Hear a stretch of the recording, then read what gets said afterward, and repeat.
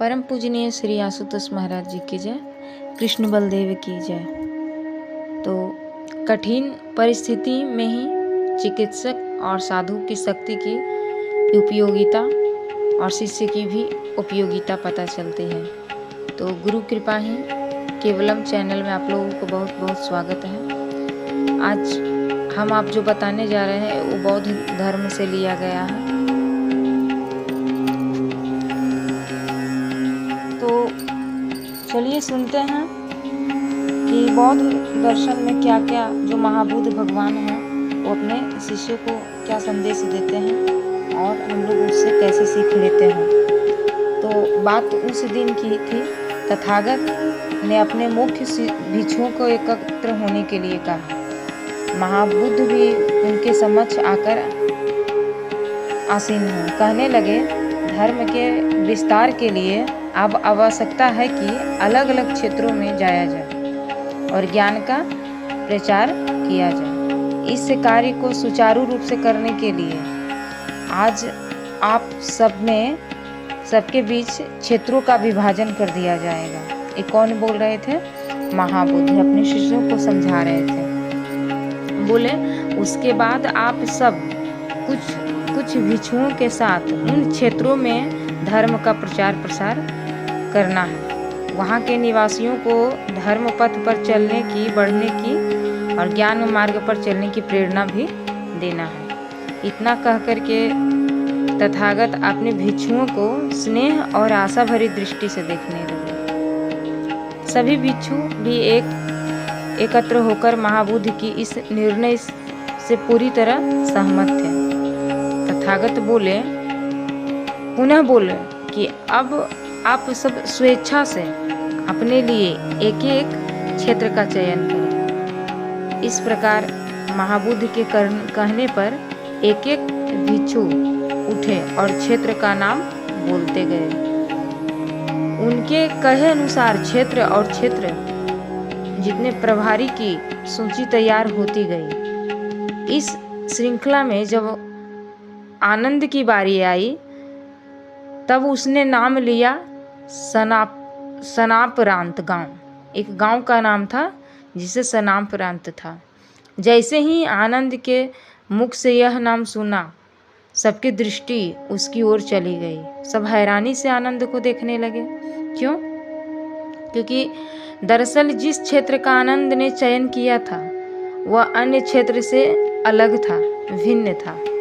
अलग इस तरह था कि वहाँ के लोगों का दूर दूर धर्म से कोई नाता नहीं था। प्रेम, सौहार्द इत्यादि ये सब उनकी जीवन शैली के शब्दकोश में कोई स्थान ही नहीं था। दुष्टता, बैर, लड़ाई, झगड़े, अनैतिकता, इन सबसे उन गांव की पहचान बनती थी। यही कारण था कि वहाँ कोई साधु संत जाता ही नहीं था। यदि कभी किसी ने जाने का प्रयास किया भी तो उसे कुछ ही दिन में परेशान होकर उल्टे पांव लौटना पड़ता था। यही सब सोचते हुए बाकी भिक्षु आपस में धीरे धीरे बातें करने लगे। बुद्ध सब कुछ जानते हुए भी अनजान बनते हुए बोले, भिक्षुओं, क्या आपके मन में आनंद के चुनाव को लेकर कोई प्रश्न या दुविधा है? उनमें से एक भिक्षु उठा और सबके मन की बात को शब्दों में रखते हुए बोला, तथागत, आनंद ने जिस क्षेत्र को चुना है वहाँ का वातावरण सर्वथा प्रतिकूल है। वहाँ के लोग धर्म, साधु, संत, भिक्षु इन सबसे बड़ा बैर रखते हैं। ऐसे परिवेश में आनंद का अन्य भिक्षुओं के साथ वहाँ जाना संभवतः सुरक्षा की दृष्टि से उचित न हो। तो तथागत ने आनंद की ओर देखते हुए पूछा, आनंद, क्या तुम इन तथ्यों से परिचित थे? तो आनंद बोले, जी। अब तथागत महाबुद्ध बोले कि तथागत, फिर तुमने ऐसी विपरीत परिस्थिति वाले क्षेत्र का चयन किस कारण से किया?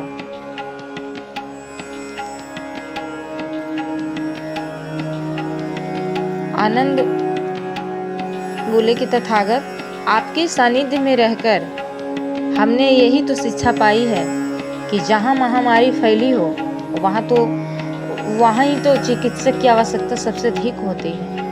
मेरा ऐसा मानना है कि यदि वहाँ के निवासियों में अज्ञानता रूपी महामारी फैल चुकी है तो उसका उपचार केवल आपके धम्म उपदेश रूपी चिकित्सा से ही की जा सकता है। और जहाँ तक लोगों के विरोध की बात है तो यह तो सत्य पथ का नियम है, ये अपरिहार्य चरण है। भला विरोध के भय से सत्य और धर्म का प्रचार कब थमा है? आपने हमें सत्य की, धर्म की, आत्म जागृति की ताकत से परिचित कराया है। इसके आगे अधर्म को, अनैतिकता को पराजित होना ही पड़ता है। तथागत बस इन्हीं बातों को चिंतन करते हुए मैंने इस क्षेत्र को चुना। यदि ऐसा करने में कोई त्रुटि है तो आप मेरा मार्गदर्शन करें प्रभु। तथागत ने प्रसन्न होकर अपना हस्त आशीष मुद्रा में उठा दिया। फिर सब भिक्षुओं से कहा, निसंदेह चिकित्सक और साधु दोनों को अपनी दुविधा का विचार त्याग कर मानवता के हित को प्राथमिकता देना चाहिए। कठिन व प्रतिकूल परिस्थिति में ही तो चिकित्सक और साधु की शक्ति की और शिष्य की भी विचार, उसकी शक्ति, उसकी आत्म जागृति, उसकी उपयोगिता सिद्ध होती है। अतः तुम्हारा चयन जो है और चिंतन दोनों उत्तम है पुत्र आनंद।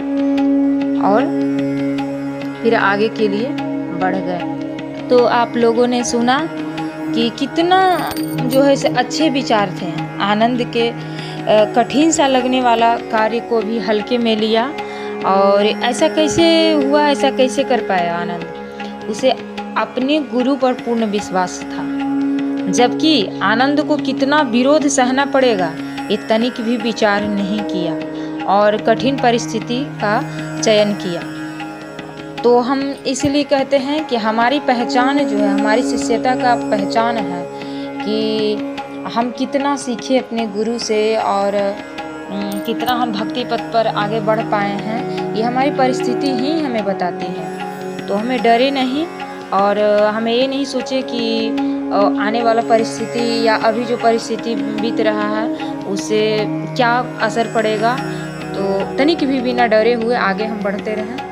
यही हमारा जो है पूर्ण गुरु की पहचान प्रकट करेगा कि हम पूर्ण गुरु के शिष्य हैं। क्योंकि हम डर गए हैं तो लोगों को जो हमसे विचार जो मिलेगा, हम किसी को अगर जो कुछ बताते हैं ब्रह्म ज्ञान के बारे में तो विचार मिलेगा उससे, तो उससे पता चलेगा कि नहीं कि पूर्ण गुरु के शिष्य हैं। और डर गए तो फिर हमारे भी गिनती उन लोगों में से ही होगा। कौन लोगों में से? डरे हुए लोगों में से, जिसको कुछ मतलब हम क्रांतिकारी गुरु के शिष्य हैं, हमें क्यों डरना? क्रांतिकारी गुरु के शिष्य शिष्याएं नहीं डरते। ये जो आप बौद्ध धर्म से जो अभी सुने हैं, ये कहानी जो सुने हैं, इस कहानी से तो यही सीख मिलती है कि हमें डरना बिल्कुल भी नहीं चाहिए। क्योंकि हमारे भी महात्मा बुद्ध जैसे पुण्य संत मिले हैं। तो मैं दृष्टांत आपको कैसा लगा? आशा करती हूँ अच्छा ही लगा होगा। और ऐसे भी आप वीडियो सुनने के लिए आपको मेरे चैनल देखना पड़ेगा ताकि आपको अच्छे वीडियो आपको तक पहुंच सके। और चैनल को लाइक ज़रूर कर लीजिए ताकि आप लोगों तक वीडियो पहुंच सके। धन्यवाद। अंत में यही कहेंगे, जय महाराज जी की, जय श्री कृष्णा। धन्यवाद सुनने के लिए।